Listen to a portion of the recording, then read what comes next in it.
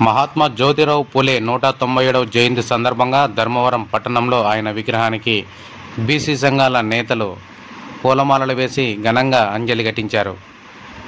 ధర్మవరం పట్టణం college circle వద్ద ఉన్న మహాత్మా జ్యోతిరావు పూలే విగ్రహానికి ధర్మవరం పట్టణానికి చెందిన బీసీ సంఘం నాయకులు ఘనంగా నివాళులర్పించడం జరిగింది.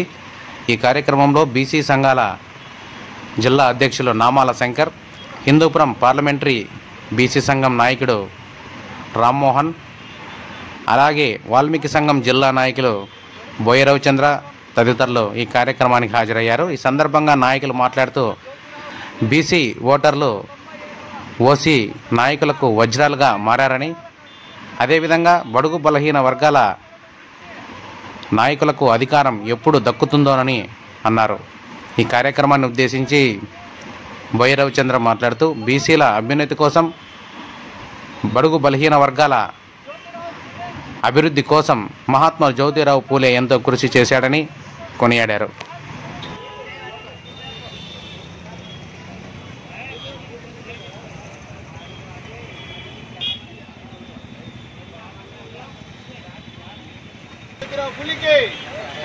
महात्मा ज्योतिराव फुले अमर है, महात्मा ज्योतिराव फुले अमर है, महात्मा ज्योतिराव फुले ఆశా జ్యోతి బడుగుల జాతి కోసం ఎంతో కృషి చేసిన మహాత్మా జ్యోతిరావు పూలే 197వ జయంతి సందర్భంగా ఆయన ఆశయాలకు అనుగుణంగా ఆయన బాటలో మేమందరము నడిచి బడుగు బలహీన వర్గాల అభివృద్ధి కోసం అహర్నిశలు కృషి చేస్తామని ఈ సభాముఖంగా ఓటు బ్యాంకు ఉపయోగించుకునే సీట్లు వాళ్ళు ఉపయోగించుకుంటున్నారు.